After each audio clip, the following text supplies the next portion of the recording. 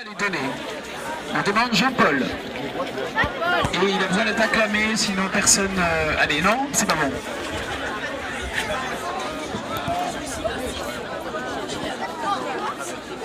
Alors, préparez-vous, si vous avez un témoignage d'une minute, hein, pas plus d'une minute, eh bien, venez.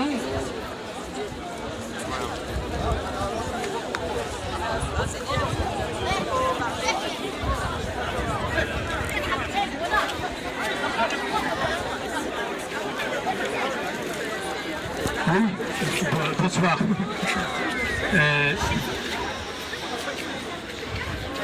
J'ai tellement de visages dans le cœur et dans la mémoire que ça m'est difficile de faire un choix. Et comme il faut faire un choix, je vais vous parler de Jocelyne. Jocelyne est une dame qui n'est pas du tout de la paroisse, autour de 65 ans sans doute. Et Jocelyne arrive, elle rentre dans l'église, et puis au bout de 10 minutes, un quart d'heure, elle ressort. Je lui dis bonjour, et elle me dit que c'est pas sa paroisse, qu'elle ne connaissait pas du tout Saint-Potin, mais qu'elle est souffrante depuis un peu plus d'un an. Et une amie, la veille au soir, l'avait emmenée dans un tout petit sanctuaire que certains peut-être connaissent, qui s'appelle Notre-Dame de Limont, pas très loin de Vienne, entre Solèze et Vienne. Et au cours de cette louange, dans cette toute petite chapelle du XIe siècle, une dame s'est levée en disant il faut que je vous dise que samedi matin, Sainte Thérèse arrive à Saint-Potin à Lyon. Elle ne connaissait pas Saint-Potin. Et elle s'est dit, si samedi je dois aller à Saint-Potin, il faut que j'aille repérer l'itinéraire avant. Donc elle est venue mardi ou mercredi, par ses propres moyens, sachant qu'elle ne peut pas rester debout plus de 20 minutes.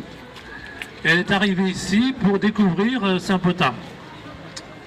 Voilà, et puis je la voyais heureuse d'avoir repéré les lieux et de se dire qu'elle reviendrait samedi. Et puis j'ai vu qu'elle était fatiguée, et donc j'ai eu l'idée de lui parler de la prière des malades, lundi à 15h.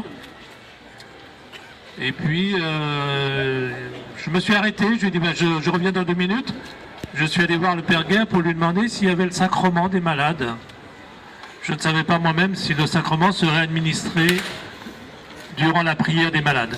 Le Père m'a dit, oui, tout à fait, et je vous donne carte blanche pour discerner s'il est opportun ou non qu'elle le reçoive. Et quand je suis revenu la voir et que je lui ai dit, vous pouvez également recevoir le sacrement des malades, elle s'est mise à pleurer sur place.